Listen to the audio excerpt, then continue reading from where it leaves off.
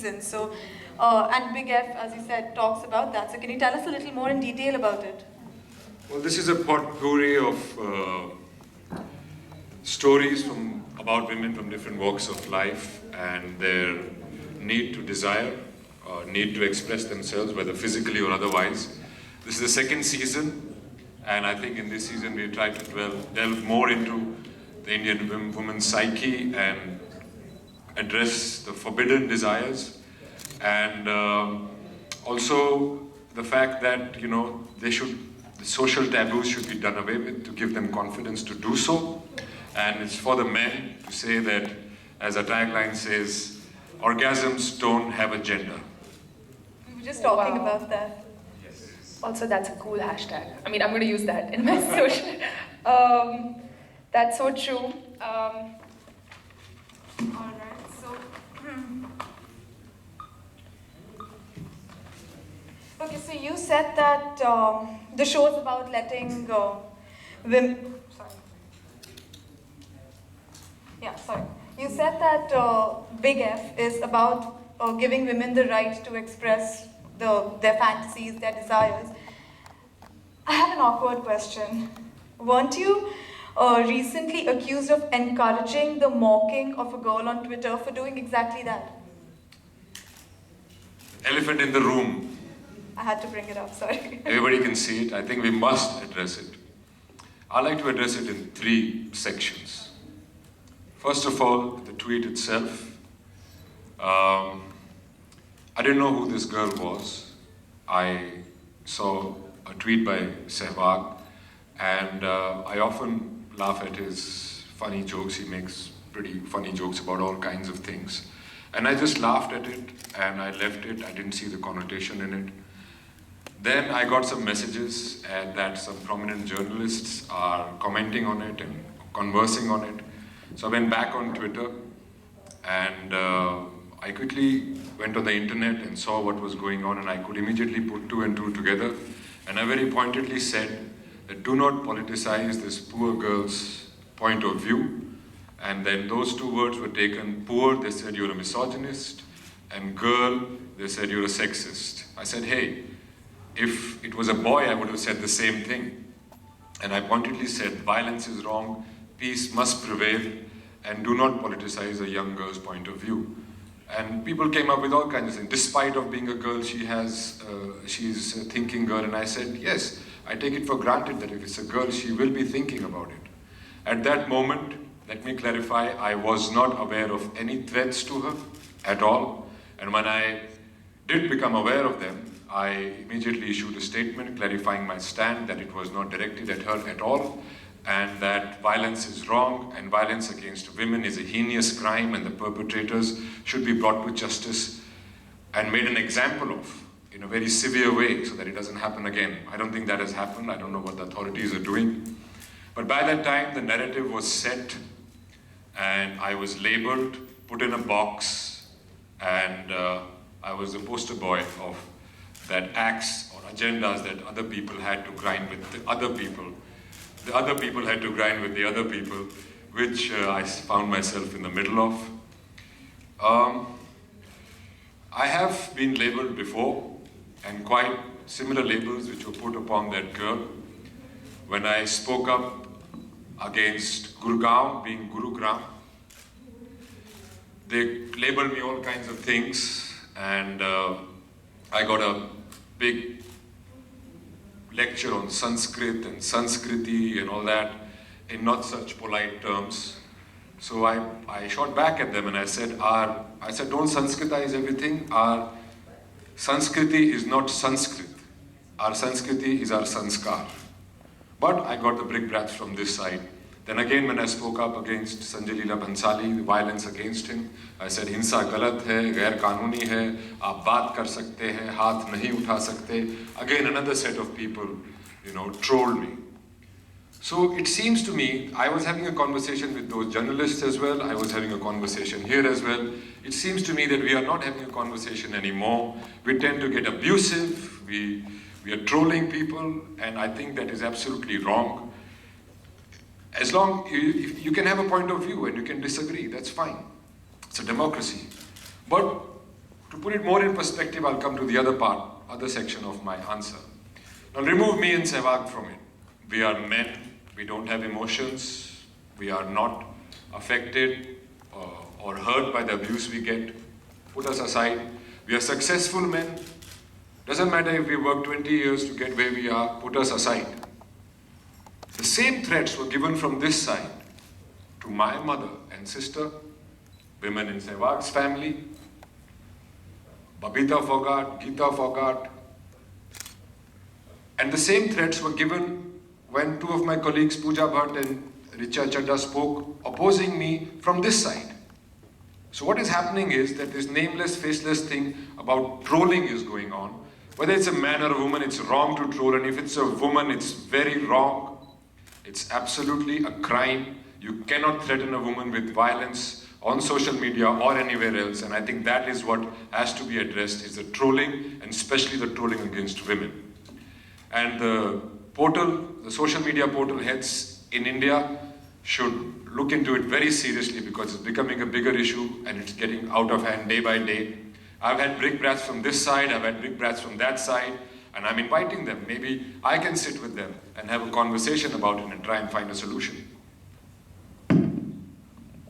That's interesting, Randeep, but there's something else that you said on Twitter.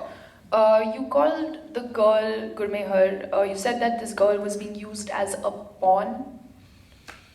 It was not gender specific.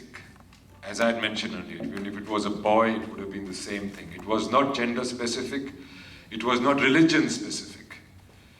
And I was and I am against the politicization of any person's point of view, period. You might have an agenda or an axe to grind, don't blow it out of proportion. You know what I mean? A similar, not a similar thing, but a thing happened. I read an article around the same time in Times of India, written by a person called Sandeep Rai, a journalist, about a girl who was gang raped, videoed, blackmailed, and finally those guys sent the video to her father on WhatsApp and put it on social media. But there was no outrage because it served nobody's agenda. Who's going to speak up for that girl? You know what I mean? So there was an axe to grind, and considering the environment in the country vis-a-vis women today, on hindsight, I do believe that I should have been more careful.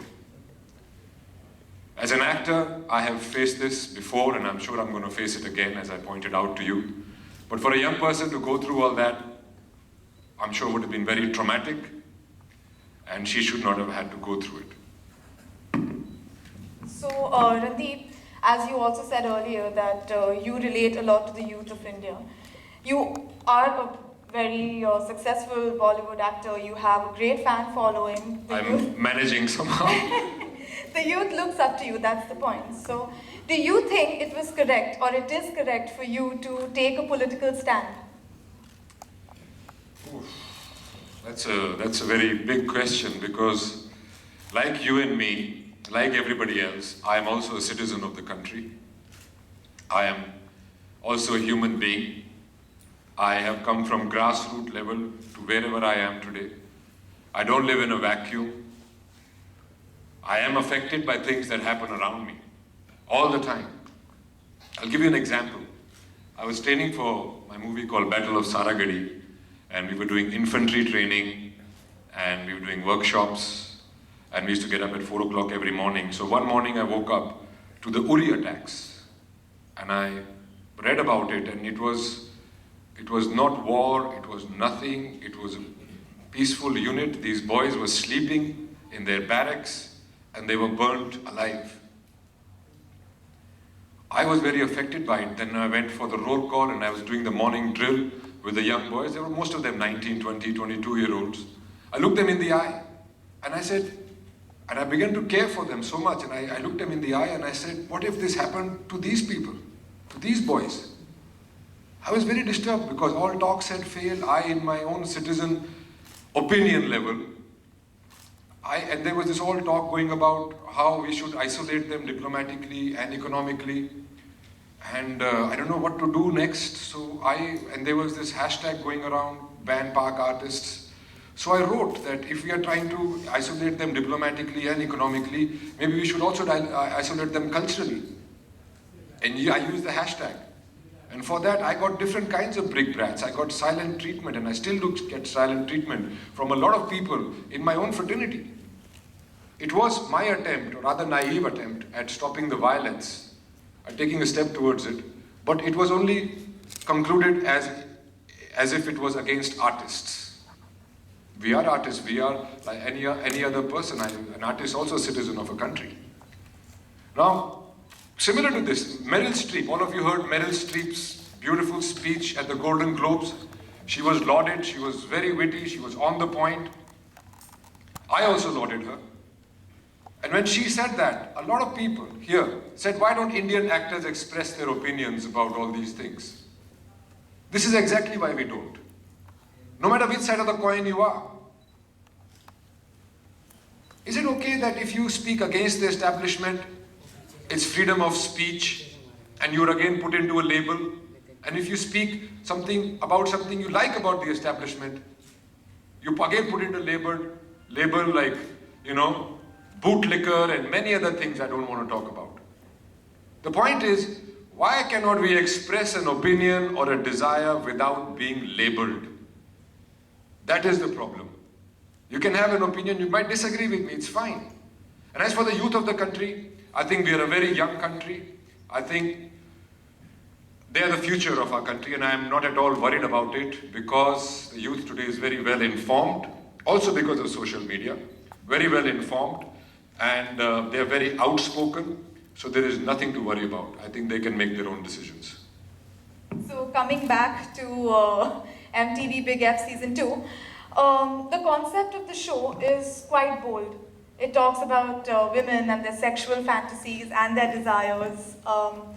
Do you think India is ready for this kind of a concept to be aired on television, mainstream television? Well, it is 2017, guys. Why are these things still a taboo? I have a reason for it. I don't know whether you guys do or not. I have a reason for it. Because there are two Indias. It's not one India, there are two Indias. One India that has arrived, and another India that is aspirational. It is getting there. This show is about that aspirational India where a person, man or a woman, can express his or her desire or opinion without being labeled or lynched for it. And I think, most importantly, this show talks to men. And that is why I am here as a host of the show, talking to these men, that a woman is not the object of your desire to do with her as you please. She's a person. If you do it, you're a stud. If she does it, you're a slut. If she's wearing a short skirt, doesn't mean that she's asking for it. All these things have to be addressed, and it has to be addressed to the men. That is what we need to change. But Randeep, with women in India facing so much violence, like on a daily basis, do you think a show like this is going to give, wrong ideas to men or boys? Bus. This is exactly why we are doing this show, MTV Big F. These are the very questions we are trying to address. And it is for both men and women to understand that if a woman enjoys sex, it doesn't mean she's a slut. And if she's hanging out with the boys, it doesn't mean that she's characterless. She's a person, just like you and me, and she has the right to consent. And in fact, this is one of the main things that I am talking about in the show. And it is the idea of consent. And we've got 5 points that we've addressed through it, which are as follows. I'll read them out to you. When someone says no, it means no. It's not maybe, it's not perhaps, it's not because she's shy, it's not a game. Uski naam mein haan nahi chupa hua hai. If a woman desires you, she will let you know. Trust me. And if she can't let you know because she's inebriated, that means it's an absolute no. You cannot take advantage of her. And if she's unsure, let her take her time. You cannot assume it's a yes. And if she asks you to stop midway and changes her mind, respect that and back off. She does not have to finish what she started. She doesn't owe you anything. So these are some of the pertinent points that I am addressing through the show to the men in this country. So Randeep, since you and the show are, it's about women in sexually strong roles and stuff, and clearly this is what you think our country needs and the youth needs. Do you think this show will open up the minds of the youth? I certainly hope so. That's the attempt here. We've tried to create a show which is not preachy, it is engaging, and it is up to the young people to make up their minds and make educated decisions. That's what it's about. You have to make educated decisions. And so this is what we are trying to do. Thank you so much, Randeep. I Pleasure. really hope that MTV Big F Season 2 achieves what it's aiming for. I'm very excited to see it. Ladies and gentlemen, we now have a short photo